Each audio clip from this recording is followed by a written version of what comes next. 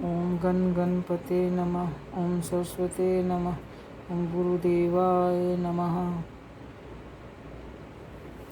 कार्तिक महत्व का 30वां अध्याय।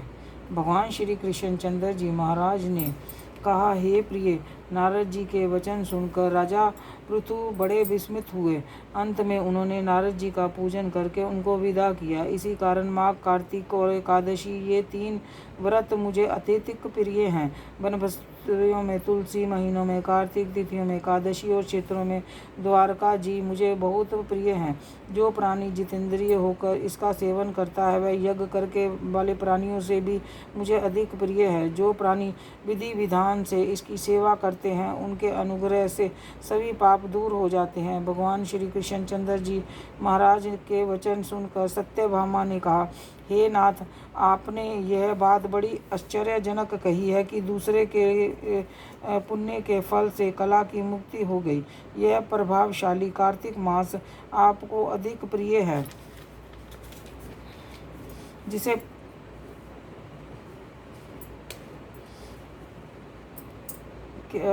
पतिद्रोह का पाप केवल स्नान के पुण्य से ही नष्ट हो गया। दूसरे प्राणी द्वारा किया हुआ पुण्य उसके देने से कैसे मिल जाता है, ये आप मुझे बतलाइए। इस पर भगवान श्री कृष्णचंद्र जी महाराज ने कहा, बिना दिया हुआ पुण्य और पाप जिस कर्म से द्वारा मिलता है सो सुनो। सतयुग में देश, ग्राम और कुलों का दिया हुआ पुण्य या पाप मिलता है, किंतु कलयुग में केवल कर्ता को ही पाप और पुण्य का फल भोगना पड़ता है।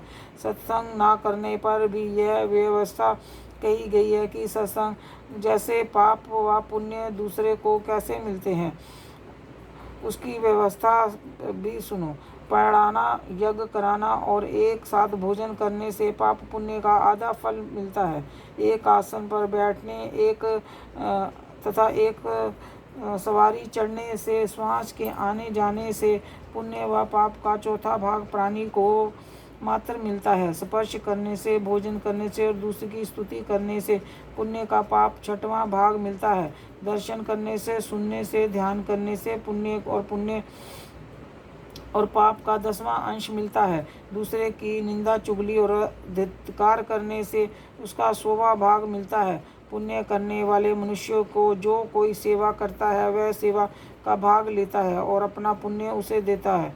स्त्री, नौकर और शिष्य के अतिरिक्त जो मनुष्य दूसरे की सेवा करवा कर उसको पैसा नहीं देता तो वह सेवक उसके पुण्य का भागी होता है। पंक्ति में बैठे हुए भोजन करने वाले की पत्तल जो व्यक्ति लांघता है वह उसको जिसकी की पत्तल उसने लांघी है उसके पुण्य का 6वां भाग देता है। स्नान तथा ध्यान आदि करते हुए मनुष्य से जो व्यक्ति बातचीत करता है या उसे स्पर्श करता है वह अपने पुण्य का 6वां भाग उसे दे डालता है। जो मनुष्य धर्म के कार्य के लिए दूसरों के लिए धन मांगता है वह पुण्य का भागी होता है। ठीक उसी प्रकार जिस प्रकार दान करने वाला पुण्य का भागी होता है, जो मनुष्य धर्म का उपदेश करता है पश्चात से श्रोता से याचना करता है वह अपने पुण्य का 6वां भाग उसे दे देता है। जो मनुष्य दूसरे का धन चुराकर उसके धर्म करता है वह चोरी के पाप का फल भोगता है और शीघ्र ही निर्धन हो जाता है।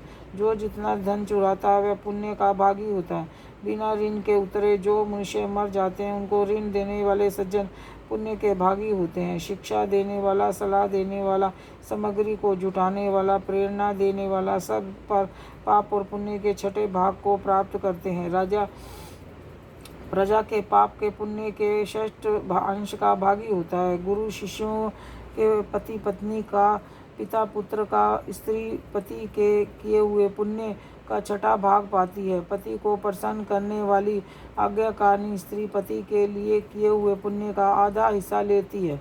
जो पुण्य आत्माएं पराये लोगों को दान करता है वह उसके पुण्य का 6ठा भाग प्राप्त करता है। जीविका देने वाला मनुष्य जीविका ग्रहण करने वाले मनुष्य के पुण्य के 6वें भाग को प्राप्त करता है। इस प्रकार दूसरे के किए हुए पुण्य अथवा पाप बिना देने के भी दूसरे को मिल जाते हैं, किंतु ये नियम जो मैंने बतलाए हैं कलयुग में लागू नहीं होते। कलयुग में मात्र कर्ता को ही अपने पाप पुण्य को भोगने पड़ते हैं। इस संबंध में एक बड़ा पुराना इतिहास है जो पवित्र भी है और बुद्धि का देने वाला भी है। मैं कहता हूँ, ध्यान से सुनो।